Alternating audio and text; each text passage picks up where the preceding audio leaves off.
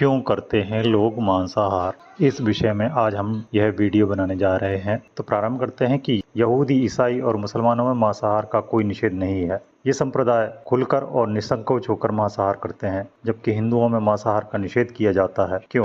इसके प्रति उत्तर में हम लोग यह कथन करते हैं कि मांसाहार का कारण अलग अलग मजहबों में रहने वाली अलग अलग मान्यताओं का होना है। पश्चिमी मत, जैसे कि हमने पहले कहा कि यहूदी, ईसाई और मुसलमान लगभग एक जैसी मान्यताएं रखते हैं। सभी पैगंबरों में विश्वास रखते हैं। पैगंबर उन्हें कहा जाता है जो ईश्वर का संदेश पृथ्वी पर लाते हैं, जैसे हजरत मूसा, हजरत ईसा और हजरत मोहम्मद। इन मजहबों के पैगंबरों ने उस युग में जितना ज्ञान प्राप्त किया, उसके अनुसार समस्याओं का निदान किया और लोगों में यह बात प्रचलित की कि वे जो कह रहे हैं वे ईश्वर ने उन्हें बताई हैं। वे जो संदेश दे रहे हैं वे ईश्वर के पैगाम हैं। संसार में कोई मनुष्य सारा ज्ञान नहीं रख सकता, परंतु ईश्वर को सब पता है और ईश्वर किसी मनुष्य को अपना पैगंबर बनाता है, अर्थात संदेशवाहक बनाता है और उसे संदेश देकर पूरी दुनिया को एक नए रास्ते पर चलने का निर्देशन देता है। पैगंबरों के अनुयायी पैगंबरों पर अटूट विश्वास रखते हैं। पैगंबरों के संदेशों से भरी पुस्तकों को उनके मानने वाले उन्हें आसमानी किताब भी कहते हैं।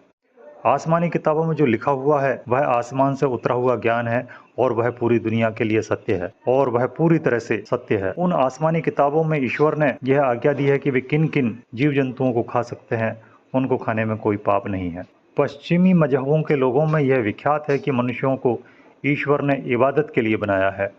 रूह केवल मनुष्यों में फूंकी गई है और परीक्षा लेने के लिए संसार में भेज दिया गया है। फिर एक न एक दिन कयामत होगी। उस दिन सारे मनुष्यों को जीवित कर दिया जाएगा।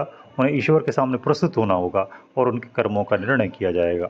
उनके कर्मों के अनुसार उन्हें स्वर्ग और नरक में भेजा जाएगा, परंतु उन जीव जंतुओं का कोई निर्णय नहीं किया जाएगा जो मनुष्य के द्वारा मारे जा रहे हैं या खाए जा रहे हैं। उन मजहबों का साफ साफ मानना है कि ईश्वर ने मनुष्यों को तो अपनी इबादत के लिए बनाया है और शेष जीव जंतुओं को मनुष्य की सुरक्षा और भोजन के लिए बनाया है। केवल मनुष्यों में आत्मा डाली गई है, बाकी जीव जंतुओं में जान अवश्य होती है, परंतु उनमें आत्मा नहीं होती।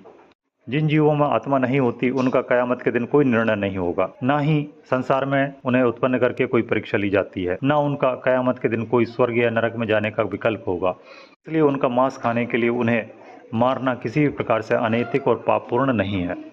पश्चिमी लोगों ने इस प्रकार के प्रयोग का भी प्रचार किया है कि किसी मरते हुए व्यक्ति को कांच में बंद किया गया और जब उसकी मृत्यु हुई तो उसकी आत्मा कांच तोड़कर बाहर निकल गई, जबकि दूसरे जीव जंतुओं पर भी इसी प्रकार के अनेक प्रयोग किए गए, परंतु उनकी मृत्यु के पश्चात कांच पर कोई प्रभाव नहीं पड़ा।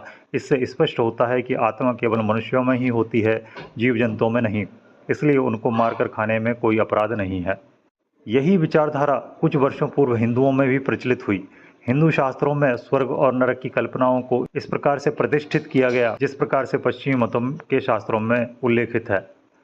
हिंदुओं ने स्वर्ग और नरक की कल्पनाओं को वैध ठहराते हुए अनेक शास्त्रों का सृजन कर डाला। अपने प्राचीन शास्त्रों में मिलावट करके मांसाहार के अनेक मंत्र लिखकर प्रचलित किए। इसी कारण पश्चिम से आए हुए मतों का भारतीय लोगों ने विरोध नहीं किया और उनके तर्कों से प्रभावित होकर स्वयं को मांसाहारी बना लिया। दक्षिण भारत में अधिकांशतः लोग मांसाहार करते हैं, अतः मांसाहार की पूरी विचारधारा पश्चिमी मतों से दूसरे मतों में प्रचलित हुई। जो लोग मांसाहार नहीं करते वे पश्चिमी मतों को पूरी तरह से गलत मानते हैं।